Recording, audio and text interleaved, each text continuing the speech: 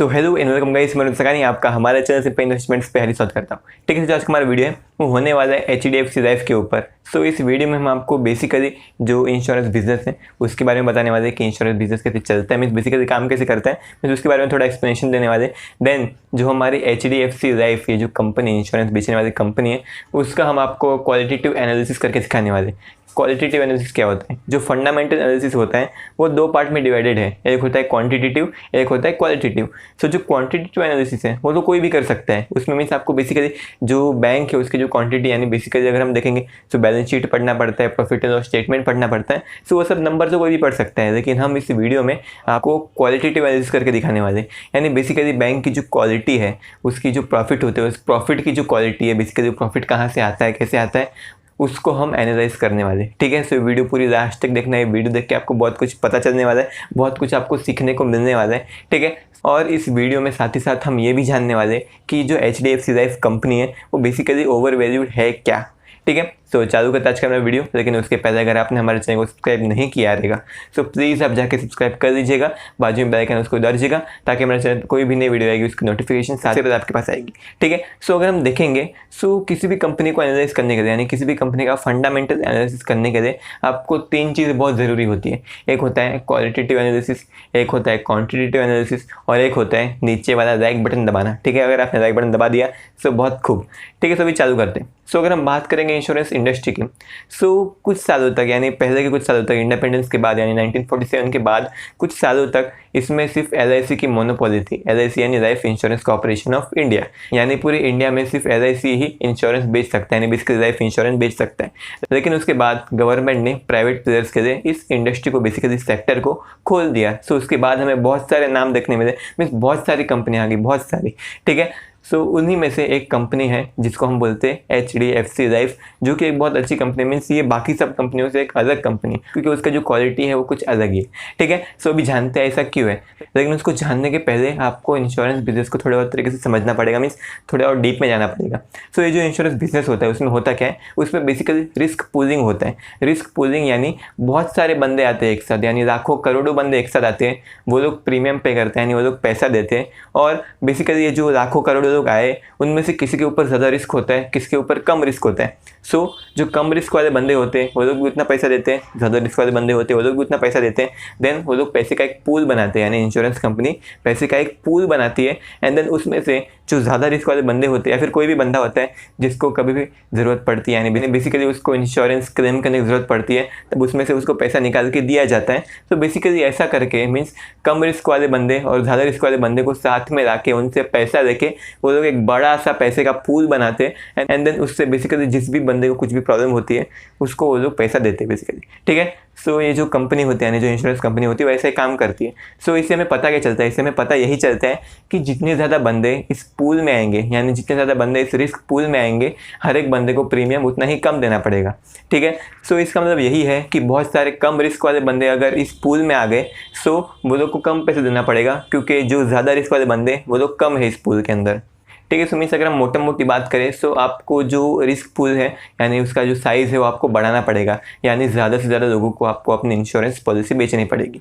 अब यहाँ पे हमारी सबसे पहली प्रॉब्लम आती है, और वो प्रॉब्लम ये है कि आप कन्विंस कैसे करेंगे किसी बंदे को कि भाई तेरे को इंश्योरेंस पॉलिसी की ज़रूरत है। अब उसको ऐसे बोलोगे कि भाई ये दे मेरी इंश्योरेंस पॉलिसी खरीद ले, वो बोलेगा मैं क्यों खरीदूँ।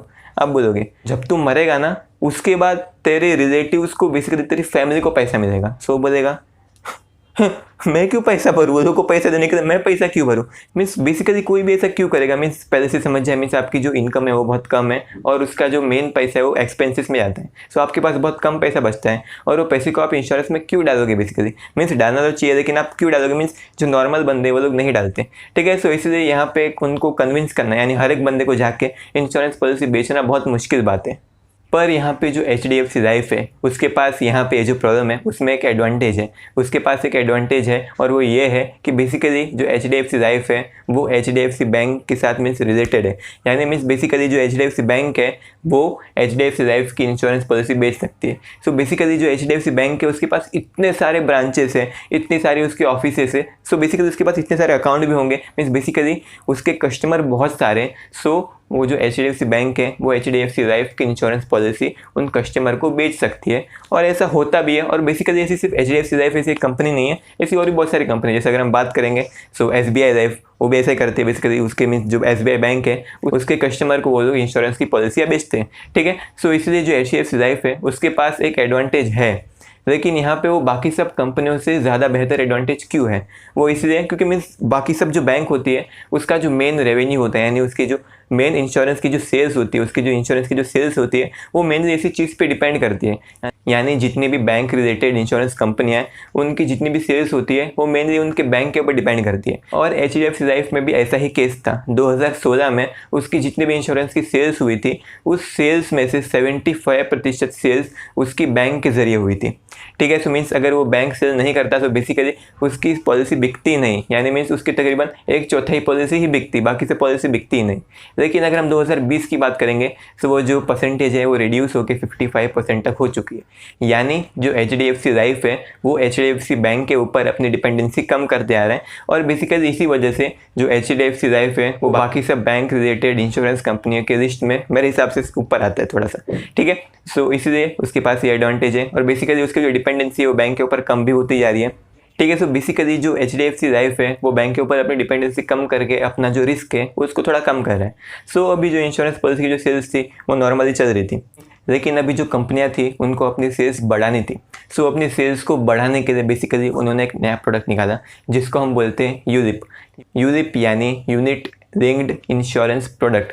सो बेसिकली ये होता क्या है? ये बेसिकली पार्ट इन्वेस्टमेंट होता है और पार्ट इंश्योरेंस होता है। यानी आपने यूलिप खरीद के जितना भी पैसा दिया इंश्योरेंस कंपनी को उसका थोड़ा हिस्सा जाता है इन्वेस्टमेंट की तरफ और एक बहुत बड़ा हिस्सा जाता है प्रीमियम की तरफ, ठीक है। सो इससे होता क्या? इससे होता ये है कि आपको कुछ समय बाद, यानी मीन्स बेसिकली अगर आप टर्म इंश्योरेंस देखोगे तो उसमें होता ऐसा है कि आप हर साल प्रीमियम भरोगे बेसिकली, देन उसके बाद अगर आप इस एज पे नहीं मरते हो तो बेसिकली आपको पैसा नहीं मिलेगा। लेकिन यूलिप में क्या होता है? यूलिप में आपको अगर आप नहीं मरोगे फिर भी आपको पैसा मिलेगा, क्योंकि उसका जो पार्ट है यानी आप जितना भी प्रीमियम देते हो उसका थोड़ा हिस्सा इन्वेस्टमेंट में जाता है, तो बेसिकली आपको उसमें से रिटर्न मिलेगा।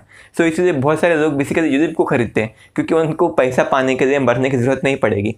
सो इसकी वजह से यूलिप बेसिकली बहुत ज़्यादा फेमस हो चुका है और बहुत सारी कंपनियां इसको बेच भी रही है और बहुत लोग खरीद भी रहे हैं। लेकिन मेरे हिसाब से आपको यूलिप नहीं खरीदना चाहिए, आपको प्योर इंश्योरेंस यानी प्योर लाइफ इंश्योरेंस प्रोडक्ट ही खरीदने चाहिए। क्योंकि पहली बात कि मीन्स उसका जो प्रीमियम होता है वो बहुत ज़्यादा होता है, और दूसरी बात ये कि आप मीन्स समझ जाए उसका मीन्स जो प्रीमियम होता है उसके दो हिस्से होते हैं, एक जाता है इंश्योरेंस की तरफ, एक जाता है इन्वेस्टमेंट की तरफ।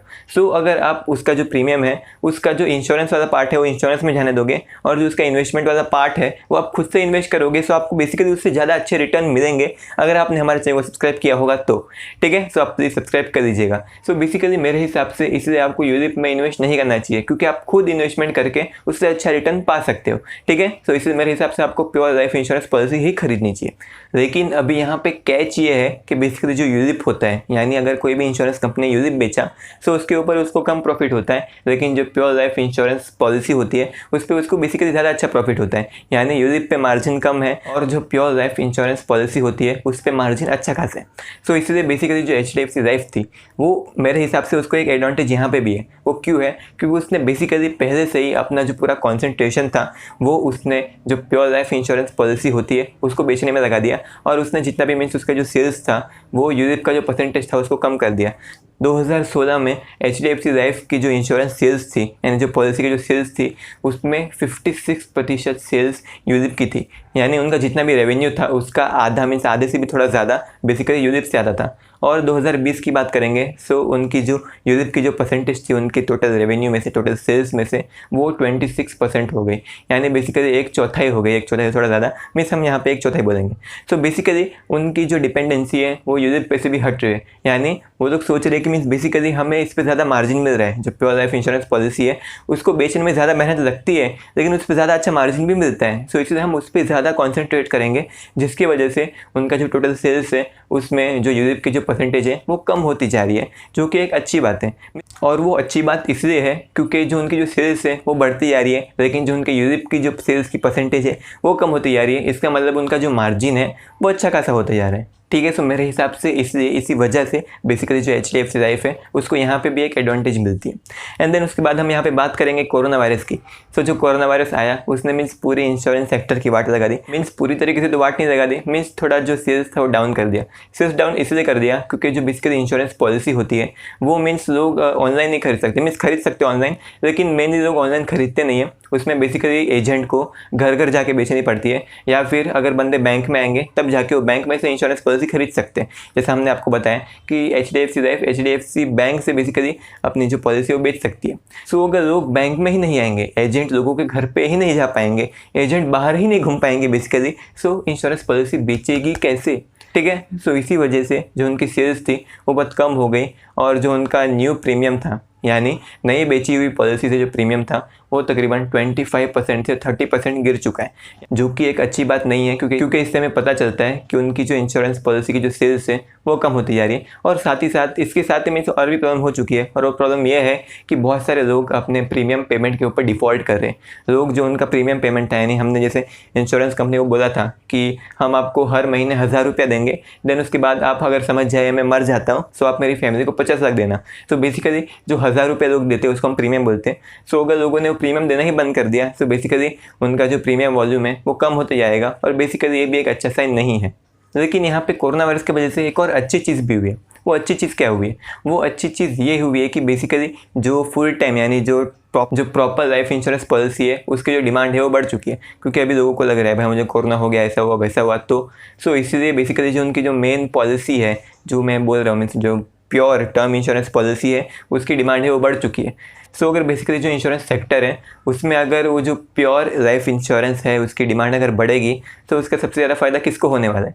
HDFC लाइफ को ही होने वाला है, क्योंकि वो पूरी तरीके से उसी के ऊपर कॉन्सेंट्रेट करती है, और इसी वजह से लोगों का भरोसा उसके ऊपर बढ़ता जा रहा है। और साथ ही साथ उसका जो न्यू प्रीमियम का जो वॉल्यूम है, यानी बेसिकली उनका जो न्यू प्रीमियम है, यानी बेसिकली उनका जो प्रीमियम फ्रॉम न्यू पॉलिसी है वो भी तकरीबन 45 से 55% के आसपास है, जो कि बहुत अच्छी बात है। क्योंकि जो पूरा इंडस्ट्री है उसका जो प्रीमियम ग्रोथ है वो माइनस में है, लेकिन इसका जो प्रीमियम ग्रोथ है वो पॉजिटिव में, जो कि एक बहुत अच्छी बात है। सो इसी वजह से लोग इस पर इतना ऑप्टिमिस्टिक है। सो इन्हीं कुछ कारणों की वजह से जो HDFC लाइफ है वो स्टॉक मार्केट में कुछ प्रीमियम पे बिक रही है, ठीक है। सो इसकी वजह से उसका जो प्रीमियम है यानी उसका जो प्राइस है वो बढ़ता जा रहा है। तो मेरे हिसाब से अभी आप उसको नहीं खरीद सकते मेरे हिसाब से। हाँ, मैं ऐसा बोल रहा हूँ कि वो थोड़ी ओवर वैल्यूड हो चुकी है। अभी मार्केट क्रैश हो सकता है, मे भी उसमें करेक्शन आ सकता है, सो आप उसका इंतजार कर सकते हो। देन करेक्शन आने के बाद उसकी प्राइस गिर जाएगी, तब आप उसको खरीद सकते हो, क्योंकि वो बहुत अच्छी कंपनी है, ठीक है। सो मीन्स मैं यहाँ पे ऐसा नहीं कहना चाहूँगा कि जो HDFC लाइफ है ओवर वैल्यूड हो चुकी है। मैं यहाँ पे ऐसा ही कहना चाहूँगा कि मीन्स HDFC लाइफ के पास जितनी भी एडवांटेज है वो सब एडवांटेज को मार्केट पहले से ही फैक्टर कर चुका है उसके प्राइस के ऊपर, यानी वो सब एडवांटेज के साथ ही साथ में जितनी एडवांटेज है उतना उसका प्राइस भी बढ़ चुका है। सो बेसिकली अभी आपको ज़्यादा प्रॉफिट होने के चांसेस नहीं है मेरे हिसाब से, ठीक है। सो ये मेरी कोई भी इन्वेस्टमेंट एडवाइस नहीं है, यह सिर्फ मैं एजुकेशनल पर्पज़ के लिए बता रहा हूँ, और आपको मीन्स बेसिकली सिर्फ एक रिसर्च पर्पज़ के लिए मैंने पूरी वीडियो बनाई है, ठीक है। सो मेरे हिसाब से मेरे को ऐसा लगता है। सो अभी आप चाहे तो कर सकते हो HDFC लाइफ में, क्योंकि मीन्स अगर आप लॉन्ग टर्म के लिए होल्ड करना चाहते हो सो 5-10% से क्या होता है, बेसिकली ज़्यादा कुछ फ़र्क नहीं पड़ता। लेकिन आप पूरा पैसा एक साथ मत लगा देना, स्टेप बाय स्टेप जाना। मीन्स अभी थोड़ा लगाना, फिर थोड़ी देर बाद थोड़ा और लगाना, देन अगर करेक्शन आ गया गलती से सो आप तभी लगा सकते हो, क्योंकि मीन्स जो करेक्शन है वो तो इनएविटेबल है, करेक्शन आने ही वाला है मेरे हिसाब से, ठीक है। तो प्लीज़ पैसा बचा के रखना करेक्शन के लिए भी थोड़ा सा, ठीक है। तो ये थी हमारी वीडियो। अगर आपको वीडियो अच्छी लगी तो लाइक सब्सक्राइब कर देना, और अगर आपको ऐसा लगा कि इस वीडियो से आपको थोड़ा नया सीखने मिला, मीन्स आपको जो क्वालिटेटिव एनालिसिस है उसके बारे में थोड़ा और जानने मिला, थोड़ा और ज्ञान मिला, सो प्लीज़ आप हमारे चैनल को सब्सक्राइब कर लीजिएगा, क्योंकि हम ऐसी बहुत सारी वीडियो बनाई है, हमने बहुत सारी कंपनियों की केस स्टडी बनाई है, फिर चाहे ITC हो या फिर हम बात करेंगे टाटा मोटर्स की। तो बेसिकली आप वो सब वीडियो भी देख सकते हो, उसका लिंक ऊपर आई बटन में आप चाहे देख सकते हो, ठीक है। So thank you so much इस वीडियो को यहाँ देखने के लिए, थैंक यू सो मच। अब हम चलते हैं।